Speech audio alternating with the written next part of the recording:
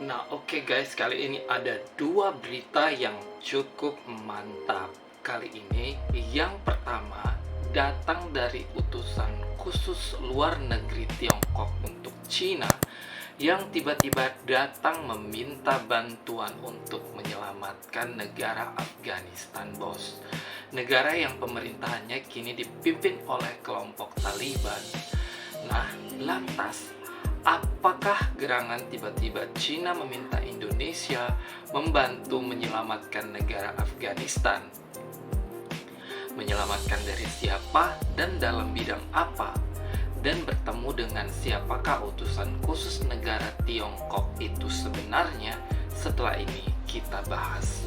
Kemudian berita kedua adalah yang cukup mantap, datang dari satelit Nano SSI buatan anak bangsa Indonesia yang baru-baru ini diterbangkan ke orbit ISS Stasiun Antariksa Internasional dengan menaiki roket SpaceX Falcon 9 CRS-26 milik Elon Musk. Lantas setelah satelit apakah itu? Apakah fungsinya? Bagaimanakah spesifikasinya dan buatan siapa? Penasaran kan beritanya? Ayo kita simak video berikut ini. Hey, hola Indomax Indo Magazines. Oke, dua berita yang cukup mantap. Kali ini yang pertama datang dari utusan khusus negeri Tiongkok China yang tiba-tiba datang meminta bantuan Indonesia untuk menyelamatkan negara Afghanistan, bos. Tuh guys, negara yang pemerintahan lamanya baru saja direbut dan masyarakat kini Tiongkok dipimpin oleh meminta kelompok bantuan Taliban. Indonesia. Lantas ada apakah gerangan tiba-tiba China meminta Indonesia membantu menyelamatkan negara Afghanistan? Menyelamatkan dari siapa dan dalam bidang apa? Dan bertemu dengan siapakah utusan khusus negara Tiongkok ini sebenarnya? Setelah ini kita bahas, bos. Kemudian berita kedua yang cukup mantap datang dari satelit buatan anak bangsa Satelit Indonesia Surya yang satelit baru-baru ini yang diterbangkan diluncurkan ke orbit menggunakan ISS, yaitu roket Stasiun besutan Antariksa dari Internasional Elon dengan Musk. menaiki roket milik Elon Musk. Nah, lantas satelit apakah itu? Apakah fungsinya? Bagaimanakah spesifikasinya dan buatan siapa? Penasaran beritanya? Kita lihat ya guys. Cus, tanpa banyak bacor, mari kita bahas berita lengkapnya satu per satu, bosku. Oke, berita pertama datang dari utusan khusus China yang tiba-tiba datang meminta Indonesia untuk membantu menyelamatkan Afghanistan yang kini dipimpin oleh kelompok pemerintahan Taliban. Nah, pertanyaannya membantu menyelamatkan seperti apakah yang dimaksud, bos? Admin kutip dari banyak sumber berita berikut. Utusan khusus Kementerian Luar Negeri China, MFA, yaitu Mr. Yu Xiaoyong diketahui telah melawat 3 hari ke Indonesia sejak tanggal 25 hingga 27 November 2022 kemarin. Dan tak cuma basa-basi, bos. Beliau pun ternyata menjelaskan posisi dan kebijakan China terkait Afghanistan. Dan hal itu pun terungkap dari Kementerian Luar Negeri China di Beijing pada Selasa 29 November 2022 kemarin. Dalam lawatannya ke Jakarta, utusan khusus China ini pun bertemu dengan Direktur Asia Selatan dan Tengah Kementerian Luar Negeri Indonesia, yaitu Bapak Yohanes Prastyo. Dan selain itu beliau pun juga berkunjung ke kantor Nahdlatul Ulama, bertemu salah satu ketua pengurus besar Nahdlatul Ulama, yaitu Ibu Alisa Wahid, dan juga bertemu dengan beberapa Nah, aku di sini mau menginformasikan sedikit bahwasannya perwakilan dari Afghanistan juga pernah datang ke Indonesia dan pernah bertemu dengan Presiden Joko Widodo beserta Wakil Presiden Republik Indonesia waktu itu, dan mereka diterima dengan baik di Istana Merdeka ya guys. Jadi Afghanistan ini sampai sekarang juga politiknya sedang gonjang-ganjing dan tidak baik. Sebenarnya Afghanistan itu ingin sekali mencontoh bagaimana keberagaman di Indonesia ini bisa menyatukan semuanya. Mereka menyaksikan Indonesia bisa menyatukan berbagai aspek kehidupan dan menjadi satu kekuatan, yaitu Bhinneka Tunggal Ika. Dan mari kita simak video berikutnya. politikus serta akademisi di Indonesia. Kemudian dalam pertemuan dengan Kementerian Luar Negeri Indonesia di Jakarta, Mr. Yu Xiaoyong ini pun menjelaskan posisi penting Indonesia dan kesiapan China meningkatkan kerjasama dan koordinasi untuk membantu negara Afghanistan dalam menciptakan stabilitas, meredakan kekacauan, membangun pemerintahan yang inklusif, dan melaksanakan pembangunan demi terjaganya stabilitas dan perdamaian di kawasan. Mantap. Artinya di sini China pun meminta bantuan Indonesia untuk menciptakan perdamaian dan stabilitas di negara Afghanistan, bos. Yang pastinya mungkin ya dengan cara-cara damai, seperti diplomasi, bantuan kemanusiaan maupun Oke, yang seperti kalian tahu juga ya guys, bahwasannya Indonesia ini sering sekali diminta untuk melakukan misi perdamaian dunia dan mengirimkan pasukan Garuda tentunya untuk ke negara-negara yang berkonflik ya guys, karena Indonesia adalah salah satu Dewan Keamanan PBB yang dimana bertujuan untuk mengamankan seluruh dunia ini guys. Jadi mari kita simak video selanjutnya.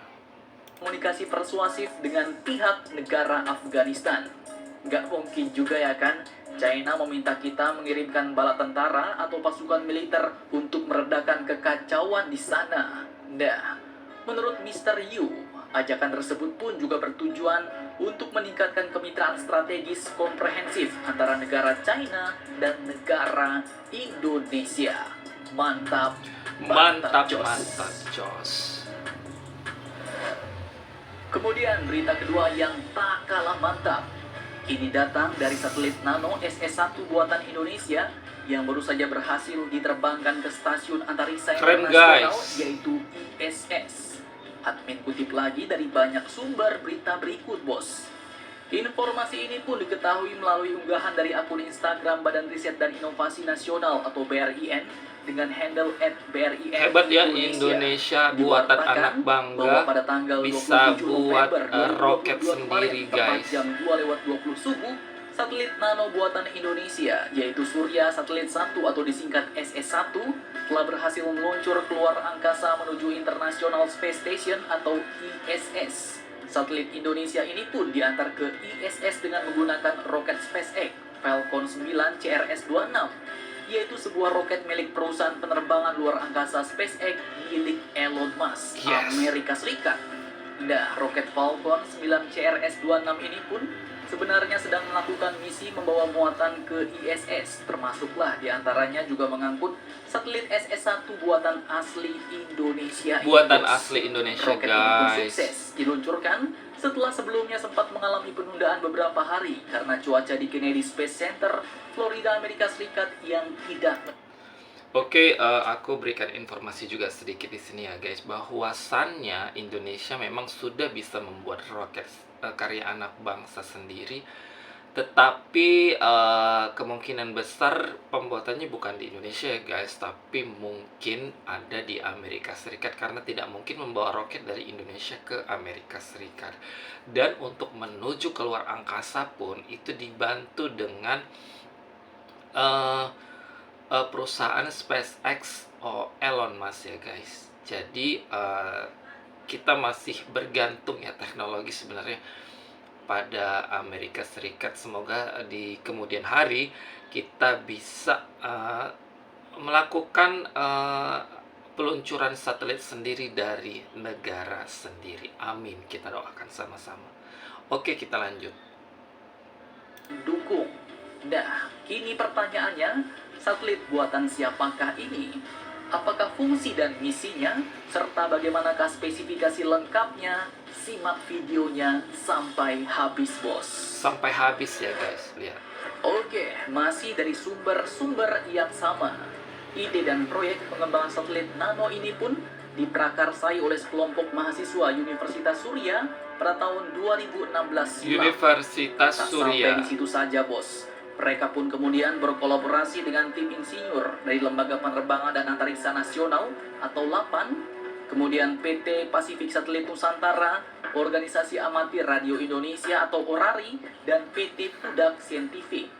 Tujuan dari proyek ini pun adalah untuk menjadi pionir dalam pembuatan CubeSat In pertama Indonesia dan menjadi inspirasi bagi mahasiswa lain untuk mendesain sendiri CubeSat yang memenuhi kriteria dan persyaratan Badan Antariksa. Satelit nano pertama yang dibuat oleh universitas di dalam negeri ini pun memiliki bobot 1,15 kg dan termasuk dalam kategori nano satelit karena memiliki ukuran yang ukurannya sangat kecil ya guys. Jadi roket itu hanya untuk mengantarkan ke atas, tapi akan dilepas nano-nano ini yang ukuran itu struktur satelit itu. adalah aluminium anodized keras berwarna hitam. Dan di banyak negara maju, sebenarnya desain satelit nano oleh siswa telah menjadi sangat umum, bos. Namun di Indonesia, ini merupakan prestasi yang luar biasa. Tentu dong, ini sebuah prestasi yang luar biasa karena nggak semua negara juga bisa menciptakan satelit seperti ini, oleh Stasiun Luar Angkasa Internasional. Nah, kemudian untuk misinya, Surya Satelit 1 atau SS1 ini adalah sistem pelaporan paket otomatis komunikasi yang mengorbit di Low Earth Orbit atau LEO. Satelit nano ini pun diperkirakan akan melintasi wilayah Indonesia sebanyak 4-5 kali sehari dan akan mengorbit pada ketinggian 400-420 km di atas permukaan bumi dengan inklinasi 51,7 derajat.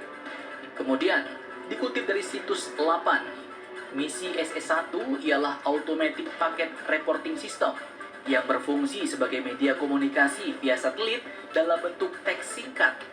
Teknologi ini pun dapat dikembangkan untuk mitigasi bencana, pemantauan jarak jauh, serta komunikasi darurat. Wow, luar biasa. Semoga dengan pencapaian ini semakin banyak lagi anak-anak muda Indonesia yang mampu menciptakan Amin, kita satelit doakan sendiri ya, bersama bos. guys. Sampai di mana nanti Indonesia pun mampu mandiri dalam membuat satelit nasional. Amin. Jadi bagaimana menurut kalian? Jangan lupa komentar, tetaplah kalian. Jangan lupa dan komentar ya guys, sampai dan jangan terus lupa juga di Indonesia subscribe maju. Salam Indo baik Next, channel Indo Action Reaction Magazine. dan Indo Magazine. Nah, itu dia tadi guys, 2 berita hari ini yang cukup mantap ya guys. Kita doakan semuanya berjalan dengan baik dan lancar ya. Tidak ada masalah apapun demi kemajuan Indonesia ke depannya. Terima kasih sudah mengunjungi channel Action Reaction. Assalamualaikum warahmatullahi wabarakatuh.